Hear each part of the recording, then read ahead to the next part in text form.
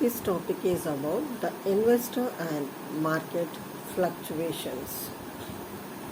To the extent the investor's funds are placed in high grade bonds of relatively short maturity,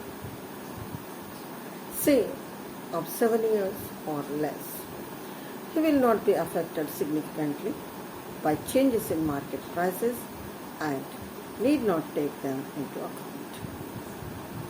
The longer term bonds may have relatively wide price swings during their lifetimes, and his common stock portfolio is almost certain to fluctuate in value over any period of several years. The investor should know about these possibilities and should be prepared for them both financially and psychologically. So he will want to benefit from changes in market levels. Certainly through an advance in the value of his stock holdings as time goes on, and perhaps also by making purchases and sales at advantageous prices. This interest on his part is inevitable and legitimate enough, but it involves a very real danger that it will lead him into speculative activities and attitudes. It is easy for us to tell you not to speculate. The hard thing will be for you to follow this advice. Let us repeat what we said at the outset. If we want to speculate, to do so with your own eyes open, knowing that you will probably lose money in the end. Be sure to limit the amount at risk and to separate it completely from your investment program. We shall deal most importantly the changes in common stocks and pass later to the area of bonds. Market fluctuations as a guide to investment decisions. Since common stocks, even investment grade, are subject to recurrent and wide fluctuations in their prices, the intelligent investor is intended in the possibilities of profiteering from these pendulum swings. There are two possible ways he may try to do this: the way of timing and the way of pricing. By timing we mean the endeavor to participate the action of the stock market, to buy or hold when future course is deemed to be upward, to sell or refrain from buying when the course is downward. By pricing we mean the endeavor to buy stocks when they are quoted below their fair value and sell them when they rise above such value. A less ambitious form of pricing is the simple effort to make sure that when you buy, do not pay too much for your stock. This may suffice for the defensive investor whose emphasis is on long pull holdings, but as such as it represents an essential minimum of attention to market levels. We are convinced that the intelligent investor can derive satisfactory results from pricing of either type. We may equally sure that if he places his emphasis on timing in the sense of forecasting, he will end up a speculator with a speculator's financial results. The distinction may seem rather tenuous to a layman, and it is not commonly accepted on Wall Street. As a matter of business practice, or perhaps through growing conviction, the stockbrokers and investment services seem wedded to the principle that both investors and speculators in common stocks should devote careful attention to market forecasts. The further one gets from the stock markets, the more skepticism one will find, we believe, as to the pretensions of stock market forecasting or timing. The investor can scarcely take seriously the innumerable predictions which appear almost daily or his for the asking. Yet, in many cases, he pay attention to them and even act upon them because he has been persuaded that it is important for him to form some opinion of future course of the stock market, and he feels that the brokerage or service forecast is least more dependable than his own. So we lack space here to discuss in detail the pros and cons of market forecasting. A great deal of brain power goes into this field, and undoubtedly some people can make money by being good stock market analysts, but it is absurd to think the general public can ever make money out of market forecast. For who will buy whenever make money? General public at a given signal rushes to sell at a profit. If one expects to get rich over the years by following some system or leadership in market forecasting, one may have to expect to try to do what countless others are aiming at. And to be able to do it is better than your numerous competitors in the market. So there is no basis either in logic or in experience for assuming that any typical or average investor can anticipate market movements more successfully than the general public, of which he is himself a part. There is one aspect, timing philosophy, which seems to have escaped everyone's notice. Timing is a general psychological importance to the speculator because he wants to make money early or in a hurry. So the idea of waiting a year before the stock moves out, it's repugnant to him, but a waiting period such as of no consequence to the investor. What advantage is there to him in having his money uninvested until he receives some trustworthy signal that the time has come to buy? He enjoys the advantages of only if waiting he succeeds in buying later at a sufficiently lower price to offset his loss of dividend income. What this means is that timing is of no real value to the investor unless it coincides with pricing. So unless it enables him to repurchase his shares at substantially under his previous selling price. This respect of famous theory, Dow theory, for timing purchases and sales has had an unusual history. This technique takes into a signal to buy from a special kind of breakthrough of the stock average on an upside and selling signal from a similar breakthrough on the downside. The calculated, not necessarily actual, results of using this method show and most unbroken series of profit in operations. A closer information of Dow theory changed radically in a few years. It had begun to be very seriously observed. In a spectacular achievement, it had been giving a sell signal and a buy signal, keeping its followers out of long bear market until things had pretty well righted themselves.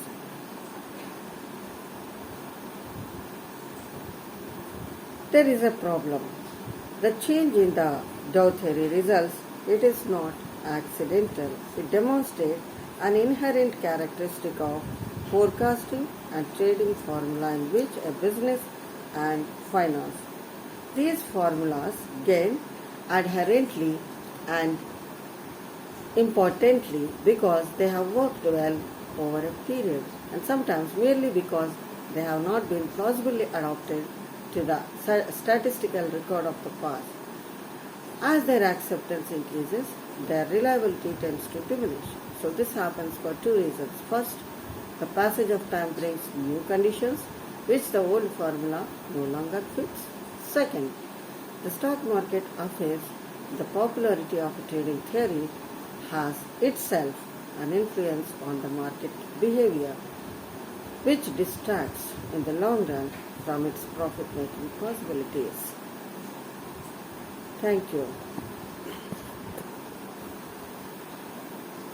Buy low, sell high. It is an approach in market fluctuations for an investor.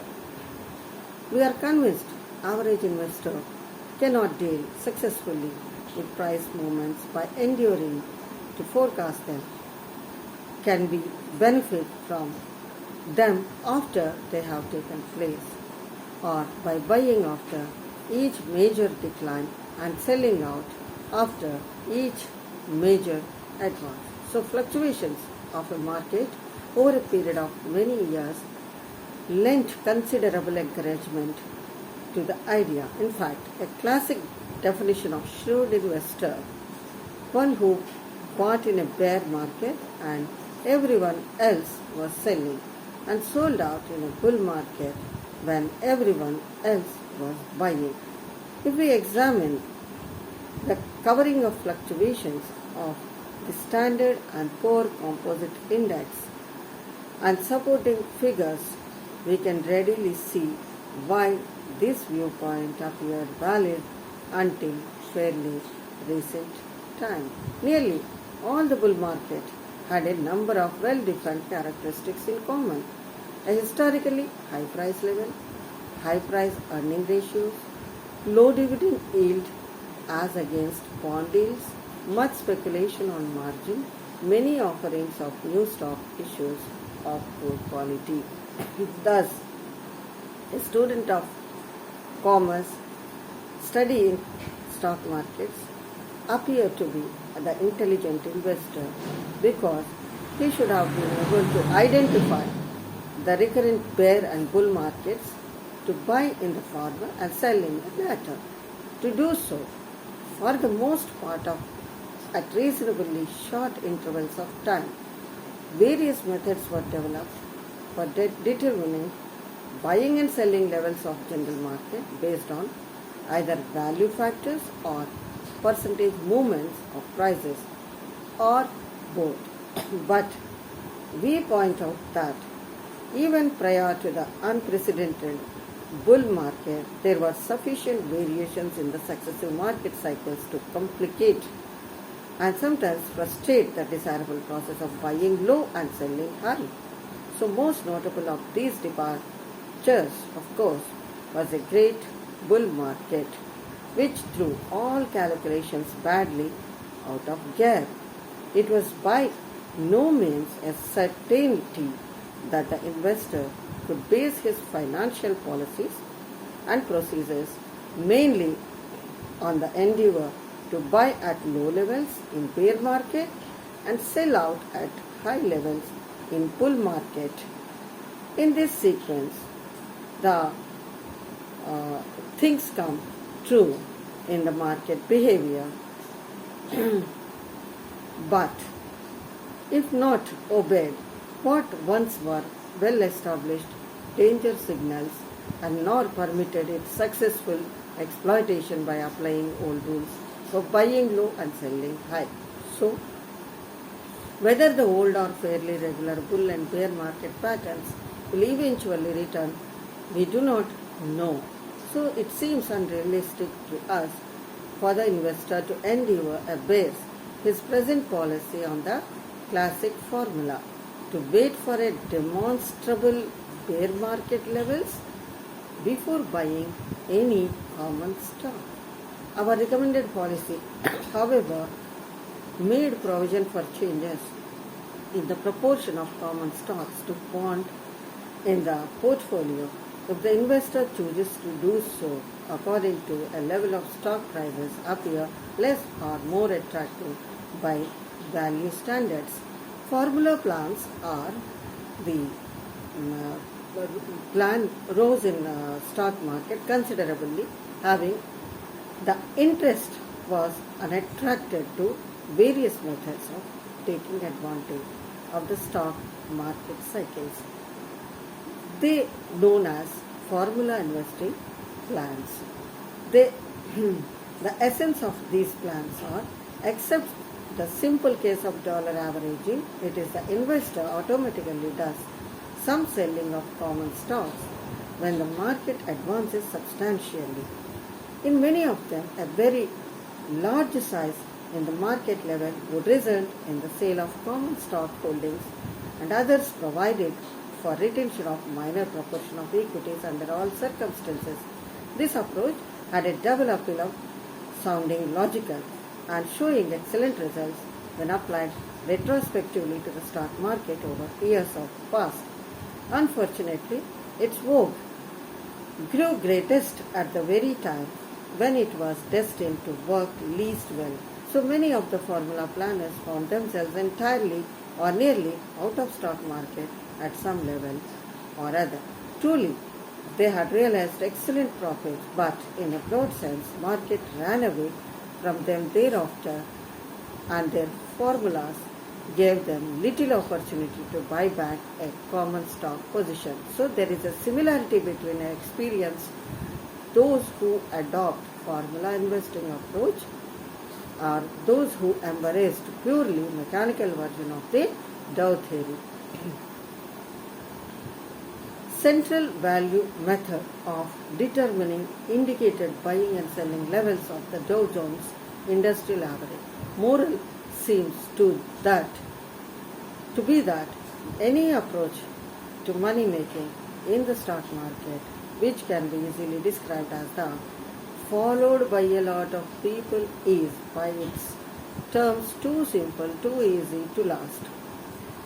Spinjar's concluding remark applies to Wall Street as well as to philosophy. All things excellent are difficult as they are rare.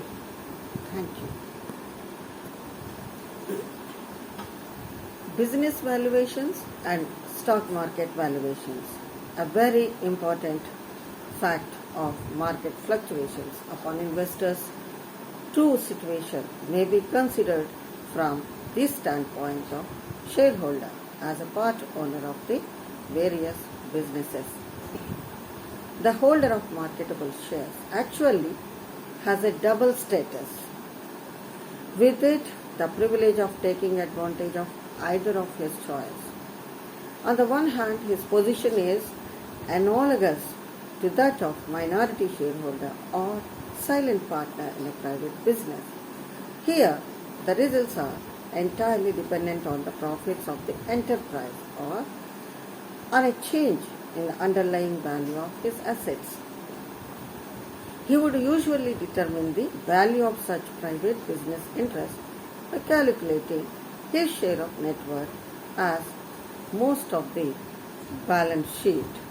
On the other hand, common stock investor holds a piece of paper and engraved stock certificates which can be sold in a matter of minutes at a price which varies from moment to moment when the market is open, that is, and often is far removed from the balance sheet value. So the development of the stock market in recent decades had made the typical investor more dependent on the course of price quotations and less free than formerly to consider himself merely or as a business owner. So the reason is that successful enterprises in which he is likely to concentrate his holdings sell almost constantly at prices well above their net asset value. In paying these market premiums, the investor gives precious hostage to fortune, for he must depend on the stock market itself to validate his commitments. So this is a factor of prime importance in a present-day investing. It has received less attention than it deserves. The whole structure of stock market quotations contain a built-in contradiction. So better a company's record and prospects. Unless relationship, the price of its shares will have to do that book value. But the greater the premium above book value, the less certain on the basis of the determining its intrinsic value. The more this value depend on the changing moods of the measurement of stock market.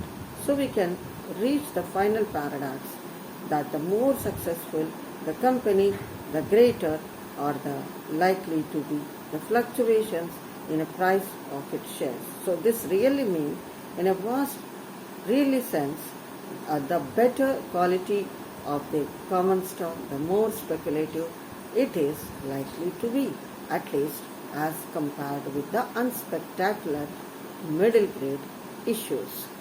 The argument made above should explain the often erratic price behavior of our most successful and impressive enterprise. Our favorite examples are monarch of all done. So international business machines, the price of its shares fell from 600 to 300 or 387 to 287, like that. So these striking losses did not indicate any doubt about the future long-term growth of some companies like IBM or Xerox. They reflected, instead of lack of confidence in a premium valuation of the stock market itself, had placed on these excellent prospects. It is practical, importantly, to the conservative investor in common stocks if he is to pay some special attention to the selection of his portfolio. It might be the best for him to concentrate on issues selling at a reasonable close approximation to their tangible asset value, say at not more than one-third above that figure. So purchases made at such levels or lower may, with the logic, be regarded as related to the company's balance sheet and having justification or support independently of the fluctuating market prices. So the premium over book value that may be involved can be considered as a kind of extra fee paid for the advantage of stock exchange listing and marketability that it goes with. A caution is needed here. A stock does not become a sound investment merely because it can be brought to a closer of its asset value. The investor, he should demand, in addition, a satisfactory ratio of earnings to price, a sufficiently strong financial position, and the prospect that it earns will at least be maintained over the years. So this may appear like demanding a lot from modestly priced stock, but the prescription is not hard to fill under the all but dangerously high market conditions. Once the investor is willing to forego brilliant prospects better than average expected growth, he will have to no difficulty in finding a wide selection of issues meeting these criteria. Thank you.